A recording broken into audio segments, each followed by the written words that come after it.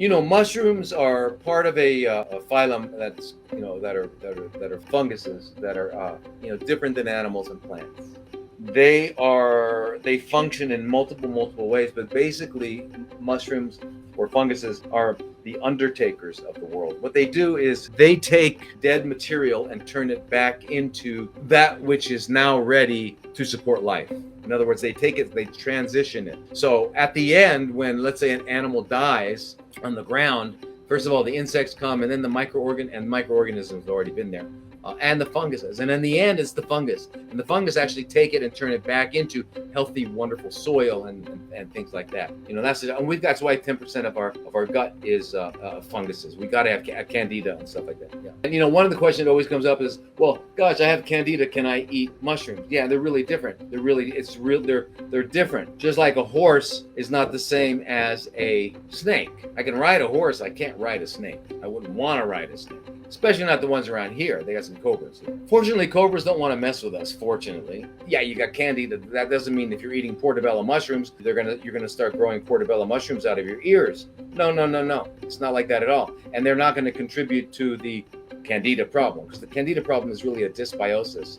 Okay, and it's not a candida problem. Candida is opportunistic. It's taking advantage of the fact that a lot of the good guys are gone now because whatever, we've been taking antibiotics or whatever we've been doing. Basically, when we're talking about mushrooms and the medicinal part of it, we're talking about something called beta-glucan. And beta-glucan is an array of glucose molecules strung together with beta bonds, which are different than alpha bonds. They have amazing properties, and there's all sorts of them. But these beta-glucans, they're on the cell wall of funguses, mushrooms, yeast. They're on the cell wall. They're also in grains and other things. They're not just in mycotic organisms, which are funguses. The really interesting thing about it is that they've been shown, and this is the only medicinal substance that's been shown to be effective at restoring health in earthworms, lizards, amphibians, fish, and mammals, and humans. Everyone. Okay, pretty amazing stuff. Okay, and why is it? And that's because there's actually a receptor on our macrophages and other T cells and things like that for it. Now, what's very interesting, even though it's kind of that receptor is not there for it. There's two basic receptors that can pick up the beta glucan. But because beta glucan is not something that's made in the human body, it actually stimulates both the innate and adaptive immune system. So it stimulates the immune systems. That's its major effect. And so the answer is absolutely yes, it can be used. So a direct effect on neutrophils, macrophages, natural killer cells, and dendritic cells. That's it. You've done it. You take care of that. It's going to do that. Now, the beta glucans, usually it's the 1-3 chains and branched, or it can be 1-4 or the 1 and 6. But what's really interesting is that the one that seems to be the most medicinal is the 1-3, not much more so than the 1-4 and 1-6 of the beta glucans. So yeah, can I take just beta glucan? Yeah, if it was extracted properly and you have a reliable company that did it with cold and not heat. Yeah, right. Then yeah. But what's very amazing is that for about 30-40 years now in China and Japan, it's been considered conventional, and you write it by prescription. They've taken one from the maitake. Was it maitake or the shiitake? Anyway, I can't remember. They took it and they've isolated the one aspect of it, and they've turned it into a medicine, and it's been really amazing with breast cancer,